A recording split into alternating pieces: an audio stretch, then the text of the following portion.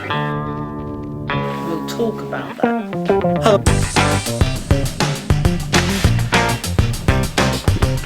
It's dark down here. It's quite poor.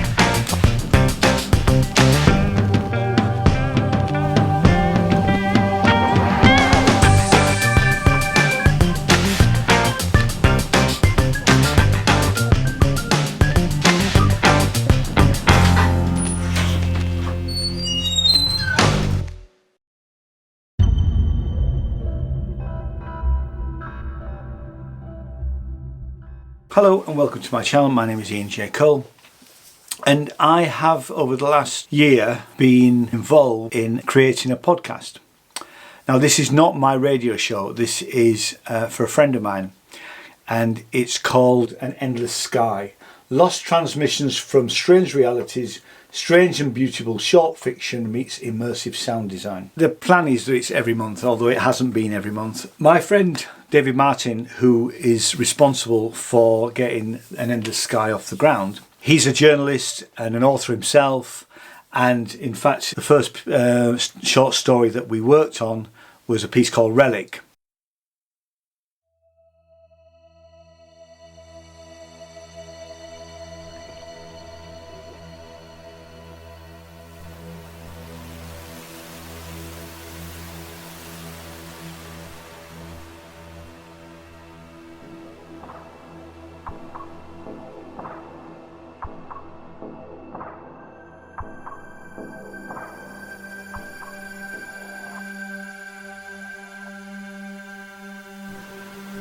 No one saw him fall from the sky the night of the strange lights. The lights themselves were only seen by the sleepless, the drunk, the late shift workers raising gritty eyes from their screens for a moment's break. And they caused only a flurry of filler in the local news, and a brief effusion of conspiracy theories gibbering to themselves in the digital dark. But he lay undiscovered for days, weeks, embedded in the soft ground by the shattering impact of his fall, in the heart of the wood, in a bare and clodded field on the edge of town.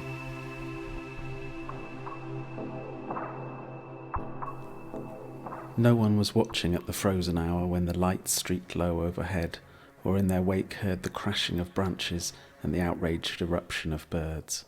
Close up, you could see the marks of his descent through the canopy of trees, their broken limbs charting his passage, letting new shafts of light fall into the shadowed space where he lay, close by a silent pond.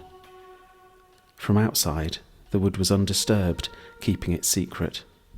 But secrets find their way out, too good to keep, but good enough to keep close.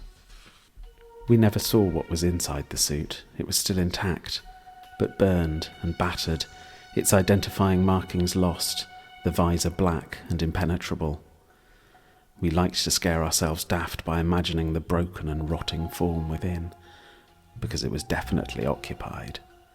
You could tell by the heft and shape of it, even before one of us dared to poke it with a stick, and then ran like hell after feeling something's inert bulk shift within, a sound and movement we never forgot. Someone said he'd probably been dead for decades, a remnant from the black and white days of moonwalks and spacewalks and Sputniks, some failed, long-denied Cold War mission. Maybe there was only ever a dried-out skeleton inside, empty eye sockets still haunted by the years of staring into a greater void, while the earth revolved, forever out of reach.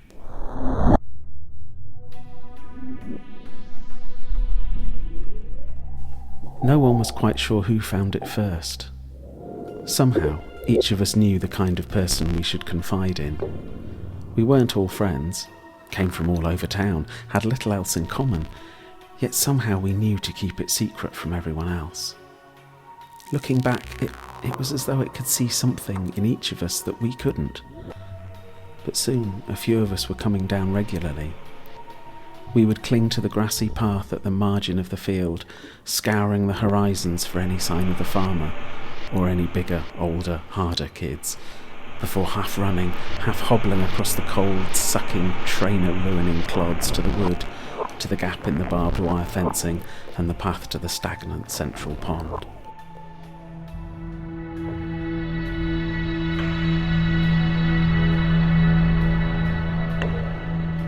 kids before us had been coming here for generations to smoke, drink, snog and scare the shit out of each other with tales of ghosts and serial killers who had of course haunted this place. There were carved and penned initials on the tree trunks and fence posts, some already fading with age. But it looked as though this spot had fallen out of favour for a good few years. The gaping hole in the new barbed wire fence had been made fairly recently. I can't remember what we did or talked about for the most part. All I can really recall is the quiet of that hidden space, the giant helmeted and booted figure prostrate in the gloom, holding the gazes of all those people whose faces I've long forgotten. There was talk of telling, of fame and rewards, but the longer we delayed, the less convincing it became that we ever would. Soon we were talking instead about ways of keeping the secret, whether anyone suspected, and what we'd do to anyone who did tell. Soon it became clear that we were missing the point anyway. However secret the dead presence at the heart of the wood was, it was quietly changing us and the world around us.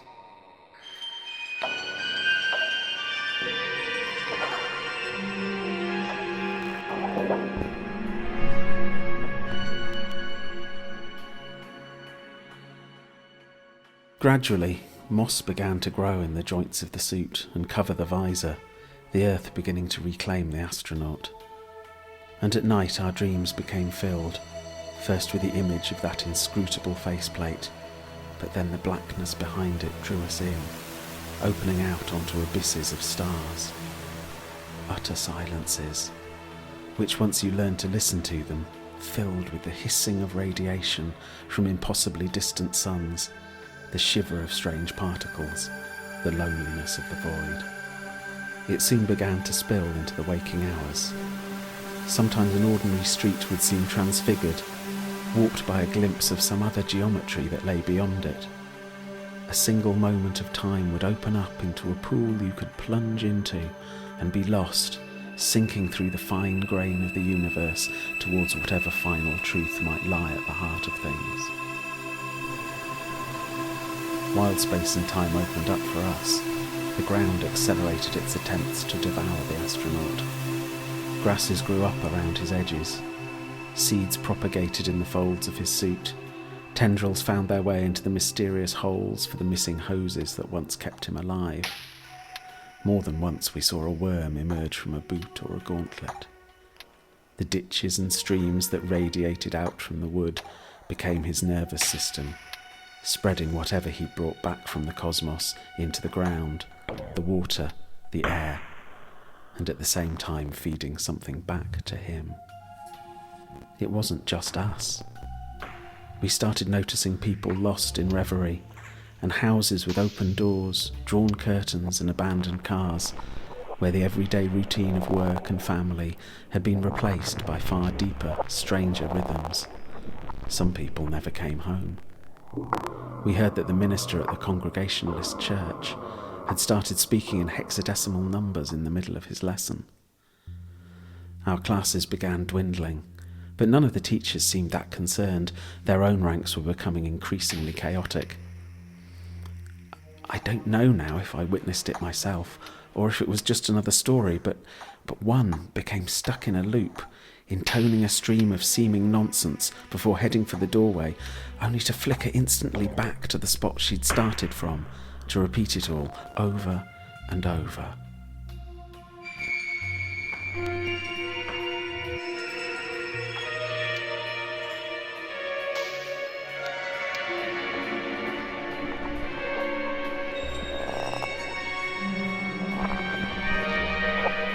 We noticed the planes gradually stopped their regular groaning overhead, diverting their flight paths away almost unconsciously from the airspace above our town. TVs began interjecting bursts of white noise and shifting fractal patterns in between the game shows and weather bulletins, and nobody really commented on it. Our dreams became darker, our visits to the wood uneasy. We began to share a dream, where we saw the astronaut not lying prostrate and dead, but standing upright and waiting for us with silent command. We only saw him in silhouette, a figure cut from utter blackness. In these new dreams there was something profoundly wrong about that shape, that form. It seemed an absence, not a presence, a hole punched through reality.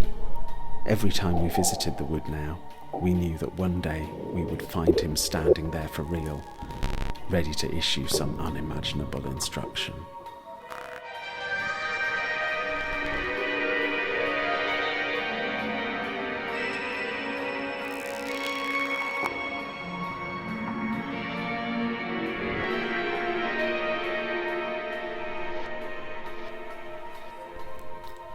As we headed to the field one morning, we knew it was over. Something had changed. A passenger jet droned overhead. As we crossed the clods, we saw figures moving between the trees, bigger, older, harder kids. We heard a motorbike engine and a burst of laughter as we skulked on the periphery of bushes and barbed wire, shut out from our no longer secret kingdom. Moving like shadows, worming through the trees towards the centre, we got a glimpse of someone's much-feared older brother, bent over the suit, levering the faceplate off with a stick. A girl was calling out to him, half egging him on, half horrified. A twig broke. We scattered in all directions before anyone saw us, working our way back to our separate homes by our separate routes, dodging any imaginable pursuit through the town's hidden tracks and alleys. It was hushed up what was actually found in the wood. The papers said it was a fragment of a decommissioned satellite. There were hints about classified military hardware, and that was it. Who the astronaut was and what became of him, I still don't know. Decades on, I couldn't tell you what became of everyone else. Like I said, we didn't have a lot else in common, and I struggle to remember anything of those glimpses into the unimaginable that the astronaut brought back. Sometimes, on a clear, quiet night, I still watch the stars, but all that's up there is a belt of dead junk, babbling satellites dumbly bouncing our own distorted reflections back at us. It's past midnight, and everyone is sleeping. A meteor slides down through Orion. Something snuffles in the field, hidden behind hedges, but otherwise the night is still. I think about the darkness lying heavy across half the world, pressed up against the flimsy slats of my back fence, seeping through its gaps and cracks.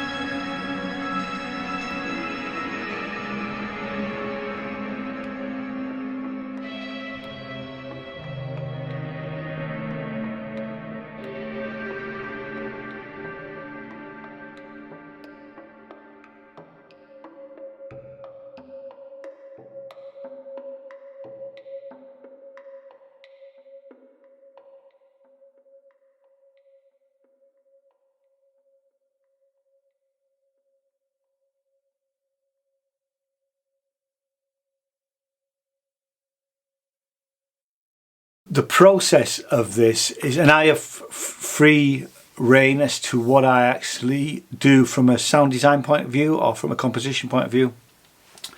David will send me a WAV file with the story in its entirety. Now the stories are usually about 15-20 minutes, that sort of length, and I do sort of chop them up a bit in terms of for the pacing and that sort of thing. I particularly want to talk about the one that I'm currently working on. It's called The Blind Queen. It's written by a York author called Alex King. David sent me the file over, and the first thing I noticed about it, it was a stereo file with the narration only on one track, on one side. And also it was actually really quite quiet. So the first thing I did was turn that stereo file into a mono file. And I do that in Reaper. I tend to, because I work in Reaper so much quicker than anything else, I do all of these projects in Reaper. So this was sent to me, and here is my Reaper project now. So here is the file that David sent, which was the Blind Queen, and I have put on it, I have put one knob louder, and if you see that, I've actually turned it right up to 9 to actually be able to get a decent sort of sound level out of it. And then what I did do is I listened to the track a few times and then decided how I wanted to proceed. The last one that I did, I actually played, I listened to the soundtrack and then played along with it, and then edited. I did a couple of passes of that. It was very, very sort of rhythmic orientated. So I actually did a couple of passes and then started to edit those files together.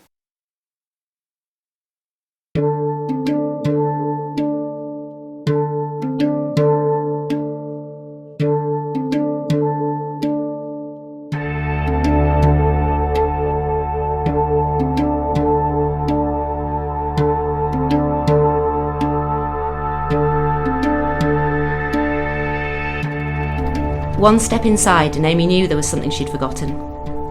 She heaved her rucksack over the threshold and counted the carrier bags she'd lugged up from the co-op in town. 4, which was right. There might not be enough wine though. With the front door key between her teeth, metallic tang on her tongue, she dragged the bags inside and stopped. The room hadn't changed at all. She'd been 11 when they'd last stayed here. She'd never been back. How could it have changed so little in 20 years? She placed the key on the table and heaped the bags beneath it. Her boots were caked with mud. She tiptoed towards the kettle rather than battle with the filthy laces to get them off. She cradled her tea on the bench by the front door. The river was insistent in her ears, though it was hidden by the trees. The opposite valley side shifted with the wind, the trees forming an agitated creature that could not rest. The wood of the bench had warmed in the spring sunshine, but clouds were collecting now. A narrow path beside the cottage climbed to the road. She watched for the arrival of her sister and parents. They'd have to leave their cars further up the hill and carry everything down. A goldfinch perched on the gate for just a breath before lifting off again. She'd reach for her phone to take a picture, but the moment had gone. She couldn't get a signal to send it to him anyway, and he'd be here before too long. They could sit on the bench together. The goldfinch might return.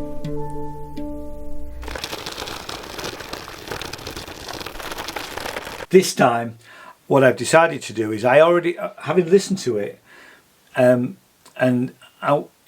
because it's about a queen, I wanted it to sort of have a sort of slightly wonky, regal feel to it. So here is a little bit of the actual... Up ahead, the mouth of a collapsed tunnel. Things circled in the air. Pushing the queen inside and kicking rubble to make space for a small fire, he sat on his haunches and struck at his flip. So, there we have a little bit of the queen. The first thing I did was I had this file and it sounds like...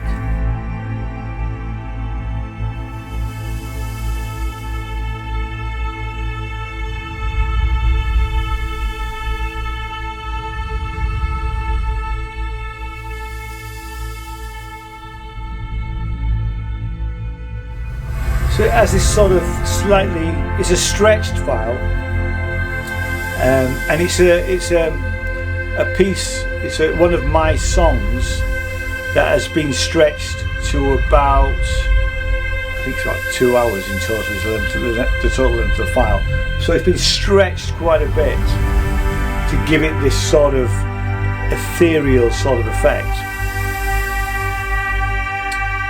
But and I lived with that for a while. So what I've done is I only ended up using almost like the same section over and over again behind the actual narration. Currently sitting at about 21 minutes, and I have sort of chopped this up and put it in. I need the backing track editing to actually. I need to edit some volume sweeps in and out. but I haven't done any of that sort of stuff at the moment. I'm just getting the fundamental sounds that I'm happy with. The other sound that I've gone with is I, with my instrument, did an improvisation using what would be considered to be pedaled down Bosendorf piano. I've taken that file, chopped it up, and started to put it in certain places. So it currently sort of works like this. So let's have a quick listen with the...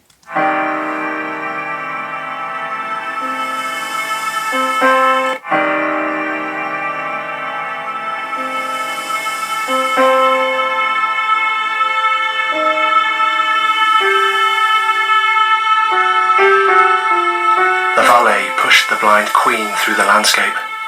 He did his best to avoid the cracks in the warped, shattered roads and provide his queen with a smooth journey. She must not be inconvenienced. Just to give you an example of a couple of these spaces. He was around 17 years old, give or take.